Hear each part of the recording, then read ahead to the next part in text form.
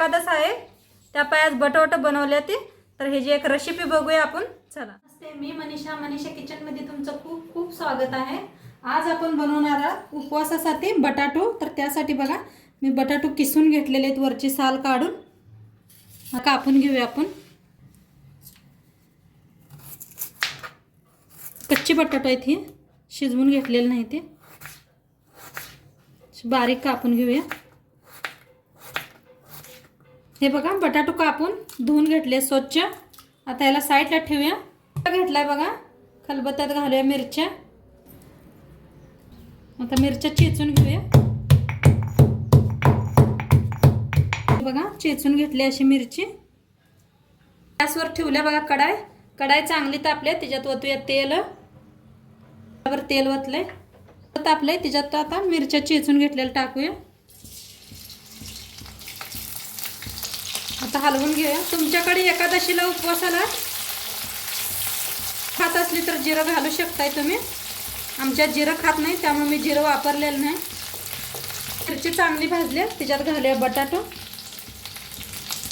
काढून बटाटो तेवढंच घालायचं. आता हलवून घेऊया. हलवून का नाही भाजून घ्यायचं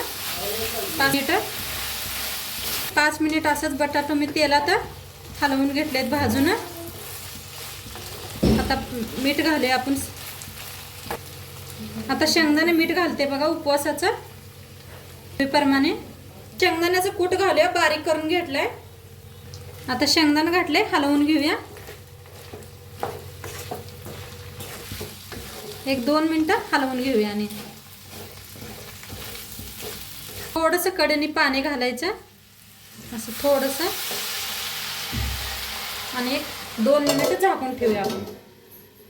2 मिनिट झाकून शिजवून घेतलेत बटाटो आणि मस्त शिजलेत. हलवून घेऊया.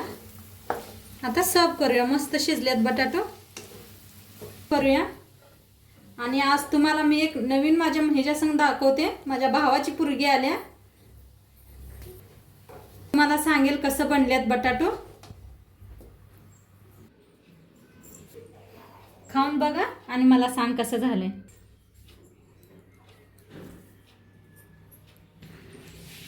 कसं झाले ते आता बटाटो सांग बघा. छान झाले. आवडले तुला? हो. आणि उद्या काय खाणार? काय खायला आवडेल तुला? उद्या वडापाव. वडापाव बनवू? खाणार नक्की? हो. चला उद्या भेटूया असा एक नवीन रेसिपी सोबत. बाय.